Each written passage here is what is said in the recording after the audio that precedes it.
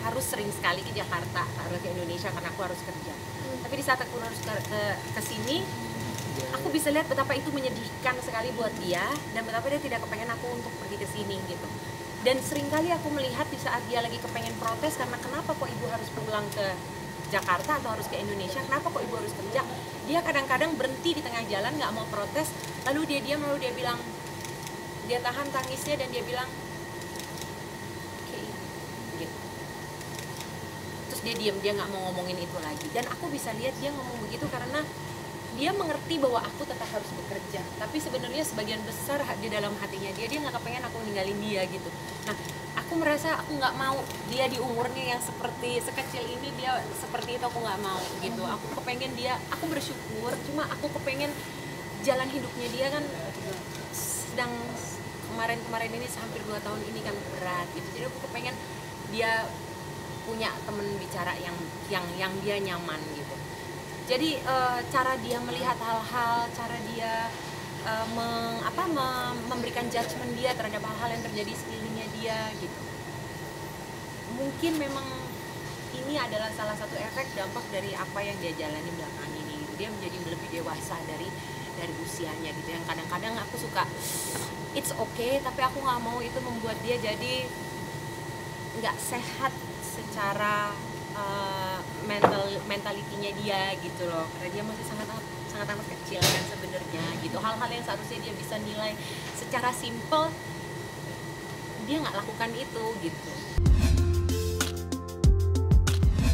Sering yang kemarin terakhir yang terjadi adalah saat dia harus kemo. Ini kemo yang paling dia takuti. Kenapa kemo ini paling dia takuti? Karena kemo ini menurut dia paling tidak menyenangkan. Jadi kemo ini namanya IT, kita sebutnya. Kemo ini adalah jenis kemo yang disuntikan langsung ke tulang belakangnya gitu. Dan biasanya kebanyakan pasien itu akan disedasi. Sedasi itu ditaruh oleh dokter dalam keadaan setengah sadar.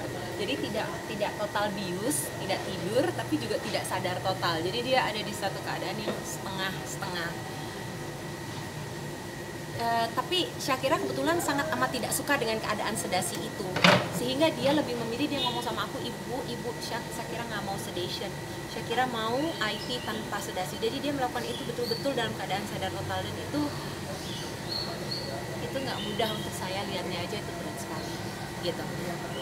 Dan saya lihat itu dia lakukan, dan pada saat terakhir kali kemarin aku peluk dia pada saat dia lagi mau ditusuk di belakangnya, kan dikasih tahu terus sama dokternya. Oke, tapi dokternya di sana baik sekali, dia bilang Syakira hebat, dia bilang gitu, Syakira pintar sekali, anak-anak lain jarang sekali ada yang berani melakukan ini tanpa sedasi, dia bilang gitu. Terus aku bilang, aduh I'm so proud of you, sambil aku peluk dia, karena kalau dia nggak disedasi kita boleh orang tuanya di sebelah dia untuk megang meluk dia dan untuk ngasih dia dukungan support moral ya. Jadi aku di sebelah, aku di depan dia, aku mukanya tepat di depan muka aku, dan dia diem, dia lihat aku, terus aku lihat dia nggak ngomong apa-apa, dia tidak bersuara sekalipun, tapi tiba-tiba aku lihat air matanya keluar. Dan itu sejujurnya itu menghancurkan hatiku sekali gitu, karena aku tahu dia tanpa ekspresi melakukan itu gitu. Berbeda dengan pada saat aku melihat dia meronta, menangis dan mengeluarkan air mata, berteriak. Itu berbeda dengan saat dia diem, dia lihat muka aku, dia peluk aku, dia lihat muka aku, dia lihat mata aku, terus tiba-tiba aku lihat air matanya tetes gitu. Jadi inilah hal-hal yang aku bilang hal-hal yang berat, tapi kita nggak mau komplain, aku nggak mau komplain. Kalau aku komplain, aku mengeluh, aku akan menjadi orang yang tidak bersyukur gitu. Karena kita bisa menjalani sampai sekarang ini aja, kita sudah sangat amat bersyukur kepada Allah gitu. Jadi ini hanyalah bagian dari cerita yang mungkin sedikit bisa aku share gitu. Pada saat itu kejadian aku lagi ada di Malaysia gitu, dan memang ini di sana yang terjadi di Singapura ini, di rumah sakit tempat Syakira dirawat itu sering sekali ada yayasan-yayasan yang mereka ini mengadakan event-event tertentu untuk menghibur anak-anak inilah gitu, anak-anak yang kebetulan memang sedang menjalani pengobatan untuk kanker gitu. Dan salah satunya kemarin gitu, jadi ada mereka datengin Kapten Amerika, dan Syakira bilang sama aku dia mau datang dan dia pengen pakai baju superhero nya, dan dia pilih, dia punya beberapa baju superhero dan dia pilih baju Wonder Woman. Dan dia excited banget. Aku ada di Indonesia waktu itu, di Jakarta udah lagi kerja. Dia telepon aku, dia kirim semua foto-fotonya dan dia bilang sama aku, ibu Kapten Amerika ganteng sekali, dia bilang begitu. Tapi aku happy, aku senang sekali karena paling tidak itu nggak apa-apa. Memang sampai sekarang ini masih belum ada pembelinya, tapi nggak apa-apa, kita tetap ikhtiar terus. Sembari aku juga tetap ikhtiar pekerjaan dan aku berterima kasih dan bersyukur sekali aku masih dikasih kepercayaan untuk bisa bekerja gitu ya, masih ada klien-klien dan perusahaan-perusahaan dan juga TV yang masih mau ngasih aku pekerjaan gitu, sehingga ini masih bisa menjadi jalannya Allah kasih pertolongan buat kita gitu. Sekali dia sekarang dia nanyain, dan yang terakhir ini mungkin karena udah semakin lama ya nggak ketemunya ya, nanyanya udah mulai pakai nangis. Ya udah mulai kangen ya, aku rasa wajar sih karena kebiasaan dulu bapaknya sebulan sekali, kadang-kadang bisa sebulan 2 kali kalau lagi kerjaannya lagi bisa gitu. Sekarang tiba-tiba kan bukan sama sekali nggak bisa, terputus komunikasi gitu. Jadi apa namanya, kerinduan dia lah pengen ketemu sama mamanya. Jadi dia kemarin nanya, ngomong itu sekali lagi itu part bagian dari aku encourage dia untuk bicara apapun yang kamu rasakan. Jadi malam-malam pas kita mau tidur, biasa saya baca doa, dia doain. Aku selalu biasakan doain ibu, doain papa. Selalu udah selesai semuanya, udah habis dia doa sebelum itu dia diam, dia ngomong, ibu aku pengen ngomong sesuatu, boleh nggak? Boleh apa? Aku lagi kangen seseorang. Aku tahu dia mau ngomong, dia mau kegiatan papanya, tapi kan aku selalu kepengen dia untuk ngomong, bagi, share apapun. Ngomong sampai lihat dia berusaha nahan nangisnya, dia bilang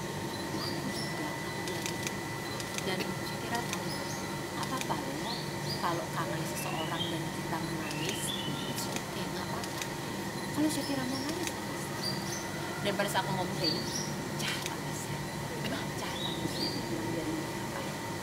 nggak ada yang bisa aku bikin, tapi sebagai seorang ibu, hal yang bisa aku bikin adalah aku di situ, aku berusaha untuk memberikan dia hadiah. Aku bilang sama dia bahwa papa juga merindukan dia dengan sangat amat, dan bahwa kesempatan pertama papanya bisa terbang ke Singapura dan ketemu dia pasti dia. Aku belum berkomunikasi. Iya, belum lagi karena kan aku juga kebetulan setiap kali pulang ke Indonesia aku berusaha untuk kejar setoran, dan bener-bener kayak hari ini aku bener-bener start ke kegiatan tuh dari jam 7 pagi tadi sampai nanti jam 12 malam itu kerja terus, dan aku bersyukur alhamdulillah.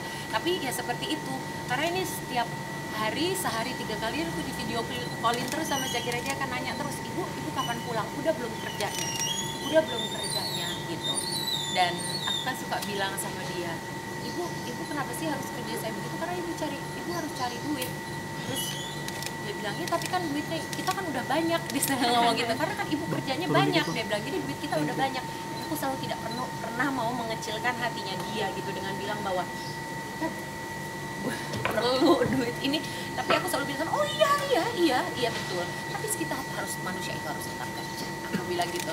Jadi dia selalu komplain kalau aku udah mulai lama di sini, jadi aku benar-benar tidak punya kesempatan untuk masih belum bisa jemput ke sana, karena begitu aku selesai kerja maka kayak besok aku udah balik lagi ke Singapura. Paling lama dan aku udah mau gila 2 minggu itu yang paling lama.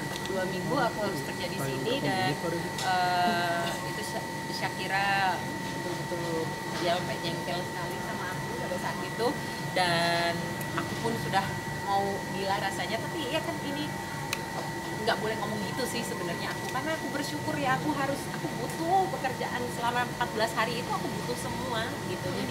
Jadi apa namanya, prioritasku tetap Shakira, prioritas nomor 1 tetap Shakira, dan aku berada di sini untuk bekerja pun aku harus jauh dari dia. Ini adalah bagian dari aku menjalankan prioritas.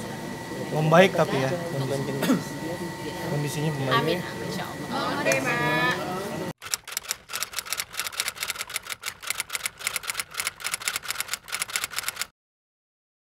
Jadi jangan lupa untuk subscribe Cumi Cumi.